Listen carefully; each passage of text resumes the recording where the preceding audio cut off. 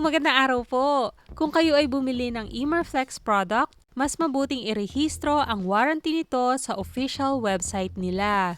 So, bumili ako ng Emerflex pressure cooker. Siyempre, may kasama itong manual, warranty card at resibo. Nung binabasa ko yung manual, napansin ko sa pinakalikod niya may nakalagay na reminder.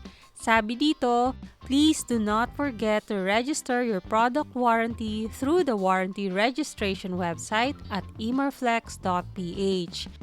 Okay, pumunta tayo sa emerflex.ph. Siguraduhin na tama ang website. Then, i-click natin ang 3 lines na ito. Hindi naman kailangan mag-sign in.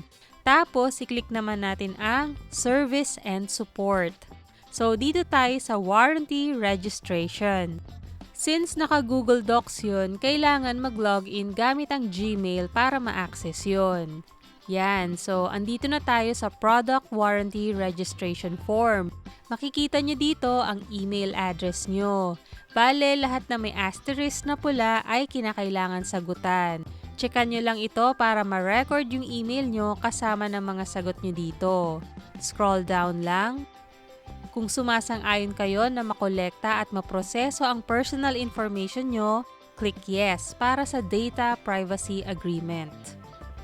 Required sagutan ang first name at last name, pero ang middle name hindi naman. So, nasa sa inyo yon kung lalagyan nyo. Sunod ay complete address, street address, barangay, probinsya, city o municipality at zip code. Then, cell number nyo at email address. Next naman ay kung anong model yung produkto nyo. Makikita nyo ito sa manual niya.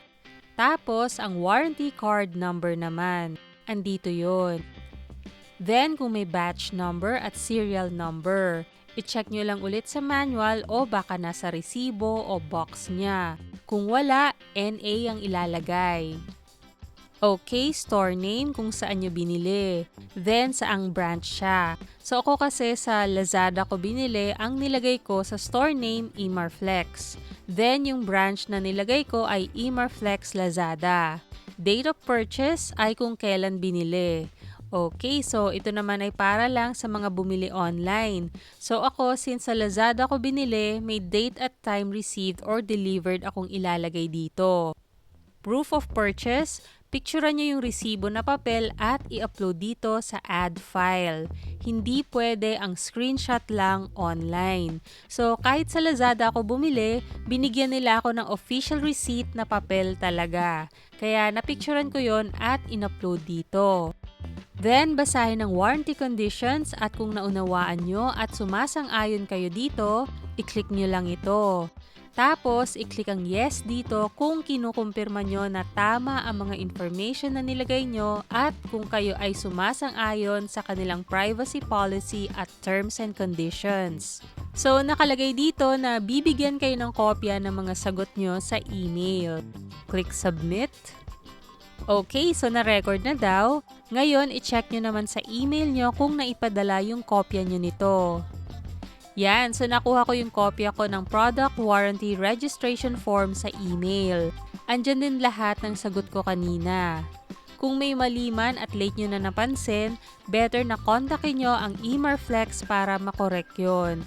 Salamat sa panonood, like, share, and subscribe.